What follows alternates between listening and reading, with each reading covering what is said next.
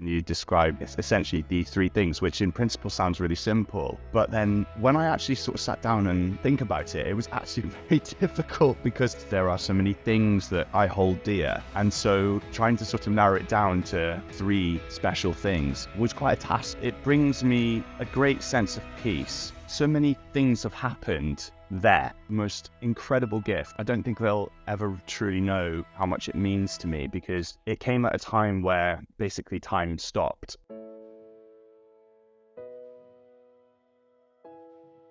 Hello and welcome back to These Three Things, the podcast that asks which person, place and treasured possession have made a profound impact on your life and why. Our guest today is the concert pianist and chorus director David Doidge. David first made his way into the world of music, having started the piano at the age of 11 and hasn't really been away from it since.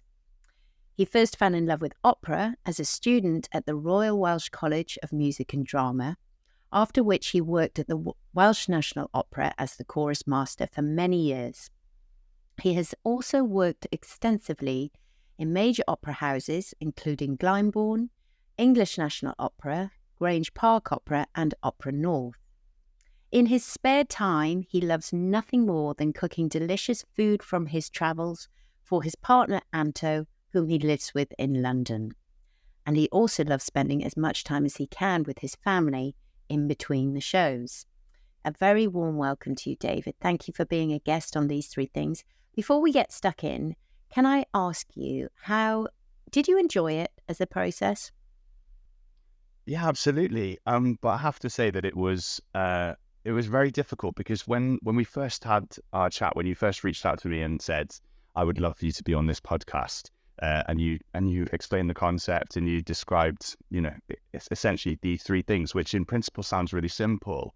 But then when I actually sort of sat down and had to think about it, it was actually very difficult because there are so many people that have inspired me. There are so many places that I've loved. There are so many things that I hold dear. And so trying to sort of narrow it down to sort of three special things was quite a task. But I think that, by prefacing the conversation by saying that, of course, I think like friends and family go without saying that, they will always be my people, and of course I wish I could choose them all, but when I sort of thought about it, I thought I've got a lot of lovely stories surrounding this one person that absolutely made a huge impact on me when I was younger, and that we're still friends now. And I thought it would be nice to talk about her. Lovely, brilliant. I'm looking forward to hearing that. I know it is. You're absolutely right in saying that it's a given that most of our family and friends they could all be on that list. But I just get you to whittle it down to someone who changed the course of your direction of your life in some way that has made that profound impact and shaped you from being the boy into the man, or the young man into the adult that you are now. So who have you chosen? So I've chosen to talk about my head of music, my music teacher at secondary school, and her name is Vivian Heighton. And she doesn't actually know I'm talking about her, so it'll be quite funny when I tell her.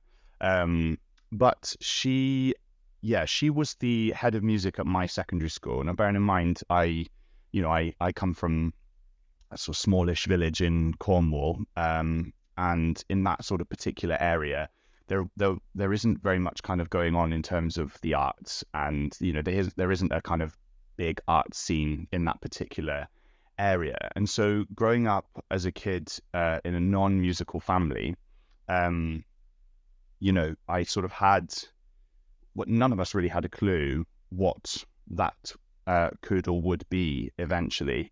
And I remember that when I was at primary school, I remember that the secondary school that I was about to go to, when I must have been in about year 6, I distinctly remember students from the secondary school coming into an assembly of ours, and Viv although of course I didn't know her then, was actually playing the piano for them. And they were singing. I have no idea what they were singing, but I was just in awe of her. Like this woman, like, who just had so much energy, and I remember thinking, oh wow, and and of course it's that transitional sort of phase from becoming like a kid that's about to go to secondary school is a really big thing. But I just remember it wasn't like I watched her play the piano and thought I wanted to learn the piano. Okay. But I just was completely just loved all the music and the energy, and it was kind of it was between that happening and me starting secondary school that I actually decided that I wanted to learn the piano, that I wanted to take it up. And so when I hit my 11th birthday in the July, my family said to me, what would you like for your birthday? And I said, and I wasn't really a kid that ever asked for anything, I have to say, but I said I'd like a piano, and they thought I was insane. They thought I was mad, because they just thought, why is this kid want a piano for? Kind of, and so bless them, we didn't have very much money back then, and along with my grandparents, they sort of cobbled together and sort of bought me this, although I didn't know it then, clapped out old piano, which basically had to live at my grandparents' house. Can I just ask you, at that stage that you had the piano for your birthday, you didn't have a teacher in place? So Vivian's No. working, you're listening to Vivian in the school assembly, you're teaching yourself at home, and that's how it began? Yeah, exactly. I mean, I think there were all kinds of different little, I guess, little nuggets of kind of inspiration that kind of floated about from all different directions, which probably accumulated to it. I think it was I think somehow music just reached me at that point in my life, and I couldn't let go of it. And the only way that I could access it, or the only way I felt at that time I knew how to access it, was by trying to teach myself how to play the piano. So I just basically taught myself by ear initially. I mean, I was absolutely crap, but I did, I tried to sort of learn. And it was kind of shortly after that. I can't remember the timeline, whether I started piano lessons before going to secondary school, or whether I started just after. But either way, my parents sort of thought, oh my God, we can't get this kid off this piano. We're going to have to try and get him some piano lessons. And which, was a big thing for them at that time. Because as I said, we didn't have much money. And, to sort of, to do that was like a big risk. And so I started having piano lessons with a local teacher who also could be on this list. We're still in touch, and she's wonderful, and she was really good for me at that time.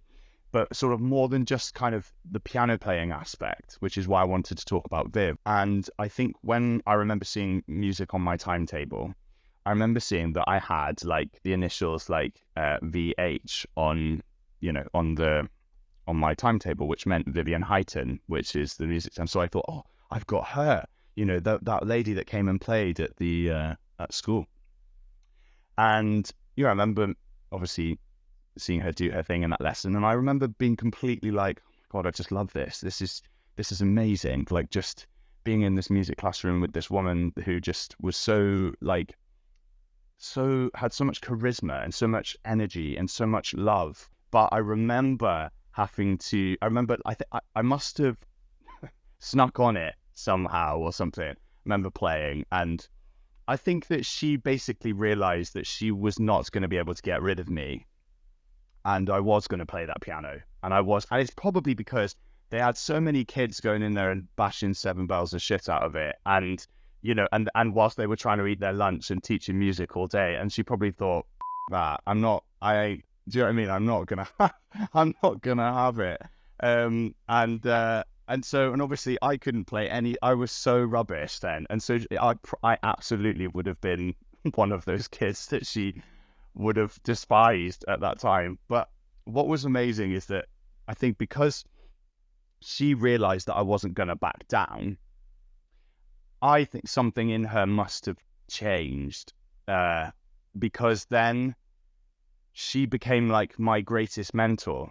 She took me under her wing, and she basically became this almost like musical mother kind of figure for me. And she allowed me to basically throw myself into all of the kind of extracurricular activities that the music department had. They used to do a school band, which, consisted of about 6 people. and I used to go and play the piano for that eventually, like when I was able, when I got a bit better. And we used to do like carol concerts, and sometimes I used to play for like parents' evenings when they used to come and visit the music department and things. And she just became not only my teacher, but my friend. And I get quite emotional talking about her because we're still friends to this day. She must be so proud of you, to know that one of your students at 11 just would not give up. And thank goodness you didn't, because look at you now. I mean, you had the bug. You knew as that 11-year-old boy. But she must reflect back and think, goodness, I'm so glad I nurtured that in him, because here you are in your mid-30s and I can vouch, you are world class at what you do. You are world class and world known. And so she must feel immensely proud of her student. And how often do you talk? Where is she? Is she in Scotland? Well, she's down in Plymouth. So she's in just as because I come from the village, which basically is kind of as Cornwall starts and Devon ends. So Plymouth is kind of the nearest city to where I am, and she lives there with her husband. And funnily enough, the last time I saw her, we bumped into each other at Paddington Station because she had been up visiting her daughter, which was so lovely to see her. But I am going to try and catch up. I try to catch up with her I would say probably on average like once a year, but sometimes it doesn't always quite work like that, and especially with the pandemic and things, we didn't have that. But I always think about her, and I try to try to meet up as and when we can. But it's funny because I remember like what you just said to me about her being so proud. I'm sure that she is, but I remember somebody saying that to her in front of me, like when I was younger, or somebody saying, "You must be so proud," and she came back with something like, "It's not for my pride," like as in like I almost like kind of sort of saying it wasn't my doing, like like what Dave does is not my doing, so it's almost like it can't belong to my pride. It was something like that, and I'll never forget that, because I remember thinking, what are you talking about, you stupid woman? Like, you should be proud because you were the one that basically, like, although you didn't you didn't really care for me initially, as soon as she realized that there was clearly no giving up in me. So a little bit like when you start to really commit to swimming or some kind of athletics and you put the hours in, when she saw in you that talent and that determination and love for the piano, did she really commit the time, the hours and the rehearsal so that you practice? Was she on your case? Yeah, oh gosh, yeah. I mean, to be honest, my piano teacher was the person that sort of was like that. But what was kind of amazing about her was that when I eventually got to do my A-levels, I had already done my grade 8 piano with my piano teacher. And so I was kind of in a good place for A-levels and for doing all the assessments and everything. And I did A-level music. Now, bearing in mind that A-level music the course hadn't been running at the school for quite a few years before me. But basically, because I think they realized that there was a risk of me leaving and going to a different school, and that also there were like 2 other people that wanted to take A-level music, they actually decided to bring the course back, and so kind of ran the course so that I could stay and my peers obviously at the school. And I know that she was very much behind that, and so I did A-level music with her. But kind of what was also really amazing about her is that a little story was that when I was doing my A levels, I remember my piano teacher saying to me, listen, I think I've taken you as far as we can come. She was this tiny little lady, gorgeous, who you know, realized that I probably needed to expand repertoire. I needed to play some things that were a bit bigger, a bit more complicated. And she sort of said, I think this is the end of the road, you know, and would love for you to go on to somebody else. And that she had somebody in mind, and she said, you know, he's really good. And anyway, long story short, I ended up going to this guy, which I had to travel for my lessons. And you know, on paper, he looked really, really great. And, you know, and we had like a good chat before we went. And I was looking to maybe do my diploma before going on to do whatever university or whatever. And I remember like sort of started lessons with him and stuff. And I said, you know, we sort of had lots of chats about doing whatever diplomas and stuff. And I remember him asking me what I'd like to do for like after I finished my A levels. And I said, oh, you know, I was wondering if it might be possible to study music or study the piano, basically, and he basically, I mean, I can't, you know, he's not here to defend himself, but he basically sort of told me I wasn't good enough, that I might get in on a university course. I might get in to study music academically, but I certainly wasn't of the level to go and study it as a performer, as a professional, to learn how to become a professional pianist. And also the diploma that I wanted to do, which was with the Associated Board of the Royal Schools of Music, which I'd done all of my grades up until this point with, he said that it wasn't for me, that it was too difficult, and that we'd have to look to do like a different exam board that was maybe a bit easier. Wasn't a great time, because it makes you hungrier. Yeah, exactly. But what's interesting is that I did give up. I stopped not because I was angry or I was upset. I just sort of thought, well, if that's what he thinks, and I was obviously quite impressionable, I thought, okay, that's it. You know, I'll just stop. So I stopped, and I wasn't practicing. I wasn't doing what I was supposed to be doing. I ended up basically pouring more stock into languages, which is something that I always loved at school as well, and thought I'll crack on with my languages. And my head of music, Viv, got wind of this because I wasn't practicing, and my performance modules for my A levels were not up to standard for where I should be.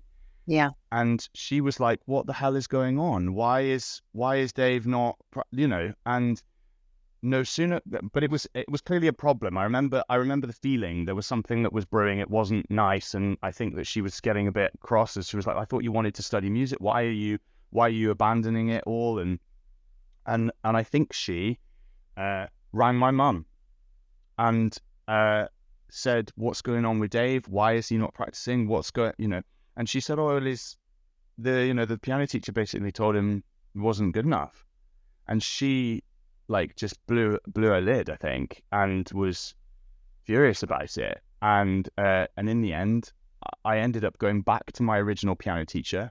I'm not sure if she had a hand in that. I think she probably did. I think she may have even rang my piano teacher because she knew her. And basically, I ended up going back for lessons with my piano teacher, got myself up and ready, auditioned for conservatoires, got into them. And so she absolutely had a hand in all of this. And, you know, and since, like, she's been to see me play in a couple of different things. And I was going to ask, she must sit there in the audience and think, I'm so glad I fought for this kid. You know, it just, as you're speaking, you know, I'm thinking as well, I think we've all had a teacher, haven't we, who's either had our back or just believed in us, or a headmaster or a headmistress who's looked us in the eye at some stage of our schooling and said, I see you and I believe in you, and this is what you're good at, and go for it. Because if only every child had that moment with a teacher in school, and I'm really sure that it happens daily, But it's so important because here you are and here you sit, as I say, in your mid-30s, world known, world class. And, I personally thank you, Viv, because I get to listen to you and I'm always in awe at the talent. That's lifetime's worth of practice and belief. And had you listened at that moment when you're really impressionable at 17, 18 and think, oh, do you know what? Maybe I'm not that good.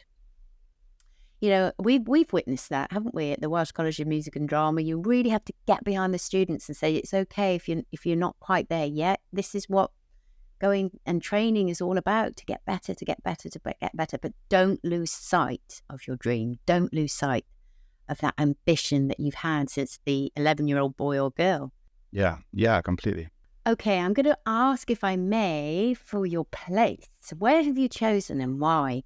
So this one was really difficult as well. They're all difficult, but this one in particular was difficult because I was thinking, about like, oh, is there a nice little chair somewhere in someone's house that I always gravitate to, or is there and I think, well, I've been to so many different places, I've seen so many amazing things.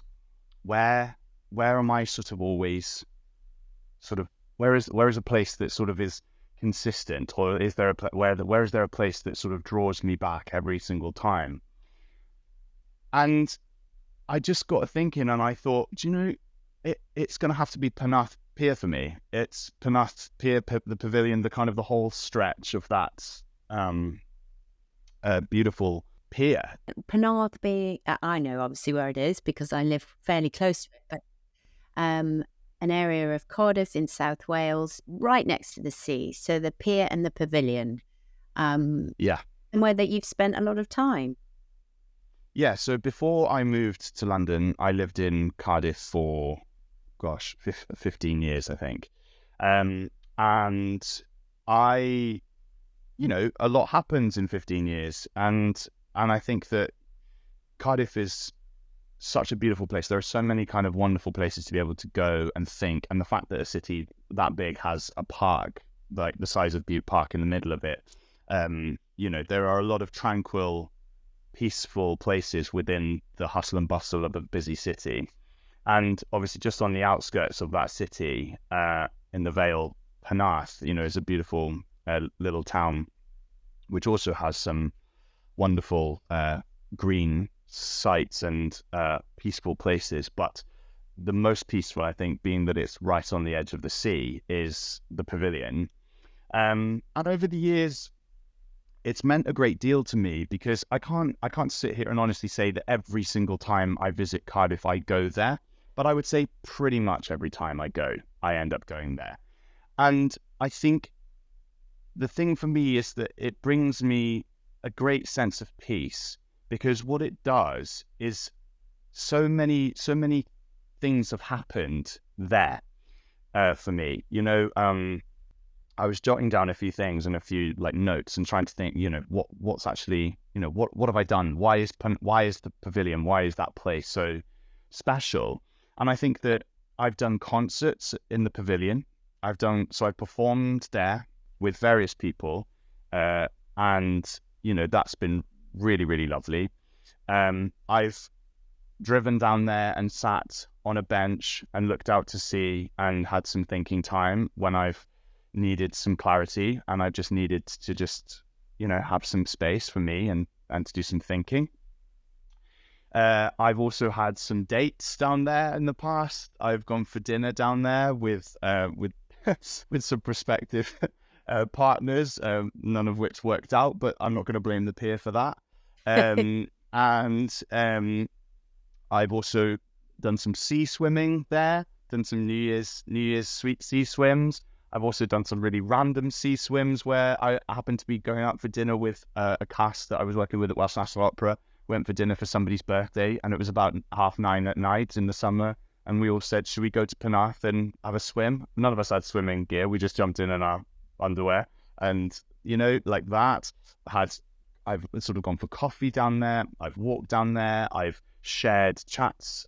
I've had lots of chats with people down there, done walks down there, and also a sort of late friend of mine who passed away several years ago now, actually was in the Marie Curie cancer home house up just up from the pier, and so I also remember going to visit her before she passed away, and I remember taking her outside on a beautiful summer's day, looking out to sea from Penarth, and so it's like, I think it's special to me because it basically it sort of contains a lot of it's sort of a lot of time spent that I've sort of given to that place. There's a lot of memories that sort of all have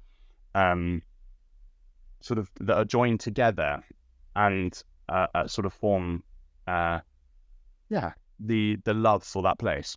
I love as well about Penarth Pier is when just before you start to walk the pier, there's that really old-fashioned tiny little sweet shop. So you can, if I'm taking Lily down there, we get a little bag of like really old school sweets. And we walk the pier, and of course you can get an ice cream at the end. I think they've built this really retro cinema now as well, haven't they? So you can have like really? Oh, right. I think there's a cinema down there, so you can have this. Oh yeah, it's in the pavilion. So you can have this complete day where you can do the beach, you can swim, you can have a picnic, you can go to the cinema, you can go to the cafe, you can walk, you can talk. You've got all stages of a complete day can be spent in that little nook. I love it too. I haven't actually been for so long, so I really need to revisit it. But I love that you've chosen that, because I can see you now on a bench, in those sort of quiet, reflective times. There's something really holding about that, isn't it? Where you can just sort of put it out to sea, just leave it there. Yeah, absolutely. And kind of hailing from a place where I grew up with a lot of sea, like Penarth was the closest place for me to be able to sort of get that vitamin C, as people say now. You know, like just that fresh air, that sea air, that kind of the ability to kind of have a complete abandonment, when you sort of gaze out, there's nothing in your way. It's just clarity, it's freedom, it's fresh, it's open, it's so many things. And I think that for me, it just has helped me so much when I just need to decompress. Yeah. And there's many, it's everywhere's getting sort of developed, but there are really good restaurants in Penarth and really good places to eat. So beautiful. Okay, now let's talk about the treasured possession that holds a lot of value and sentimentality to you. What have you chosen and why? So I've chosen to talk about my Tag Carrera watch. I don't have it on at the moment, but it's that, again, it was a very difficult thing to sort of think about a treasured possession, because I'm not somebody that's particularly materialistic. I like everybody. I like nice things. But at the same time, I guess I sort of treasure all my belongings in many ways, because I think if we're lucky enough to be able to afford nice things, then I kind of growing up with sort of not having any kind of money, but we were very much taught that what we did have, we had to look after. And that has definitely been something that has been sort of with me my whole life. And I'm grateful to my parents for that. But it was actually my parents that bought me this watch for my 30th birthday, which was my 30th birthday was actually was in 2020. It was in COVID. And I have never, I've tried sort of all my life before that to wear a watch, and I've never gotten on with them. I've never been able to wear them, either because they irritate me or because they're too heavy and I can't play with them, or I've always had to just take them off every time I've had to play, or the general just kind of discomfort, and I've just never felt at one with a watch, and so I've just never worn them. Same with jewelry. I don't wear any jewelry on my fingers or anything. It's just something that I've never been able to get on with.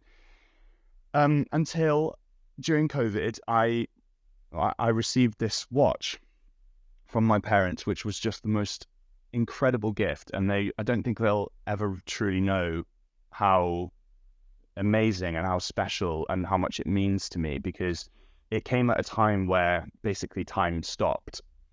And I'm getting a bit emotional talking about it. Yes, it did come at a time when time stopped, because I remember you turning 30 in lockdown, and we were at a time where we couldn't be together. And here you were celebrating this milestone, and we were all like little islands, and yet something so precious from the people that have seen you through everything arrives.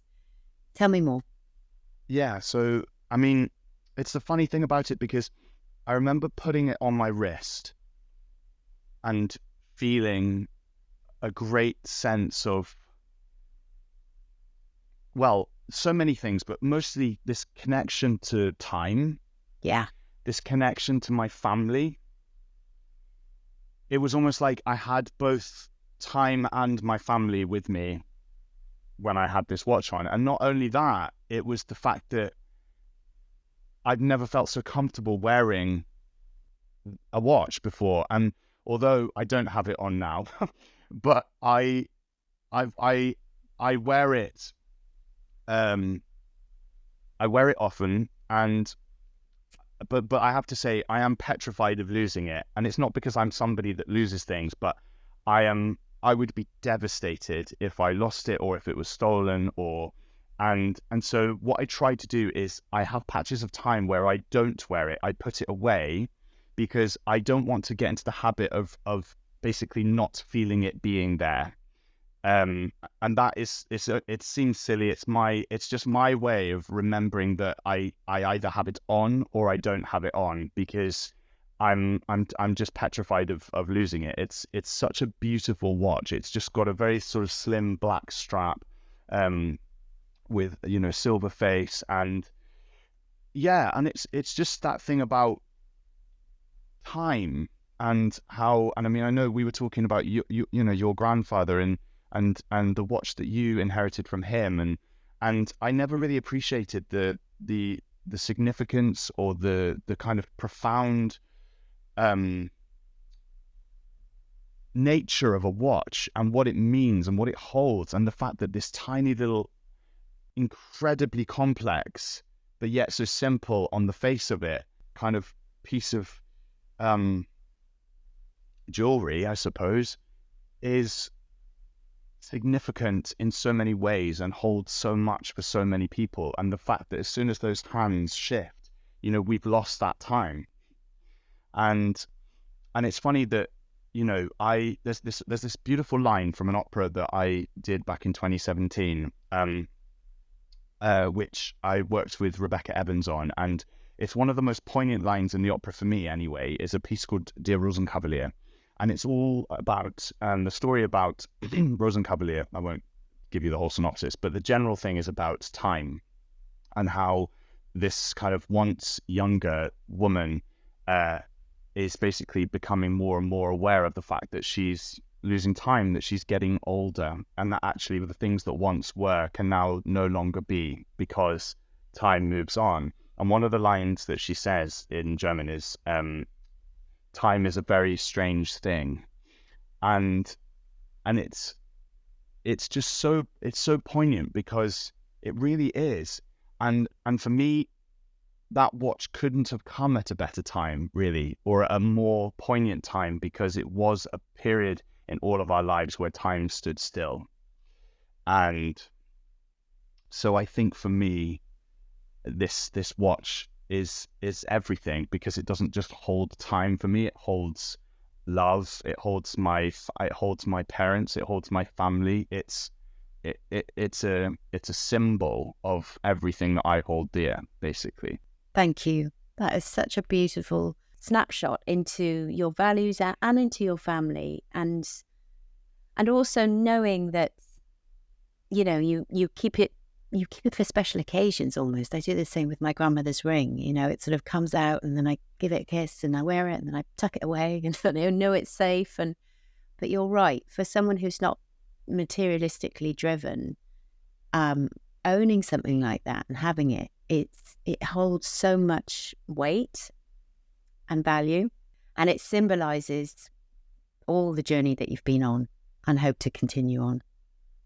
Yeah, absolutely. It's all it's just funny how something so small can represent something So so big. bigger than all of us, Right. bigger than anything we can control. And yet it is the symbol of the universe. It's the symbol of everything. And you think, I'm carrying it around with me, Yeah. you know, it's like, yeah, it's a wonderful, wonderful thing, as are the memories that, you know, you cherish with it. Yes. Oh, Dave, I have so loved hearing your 3 choices for your 3 things. So thank you very much for being a guest. I hope you've enjoyed it. I've absolutely loved having you on.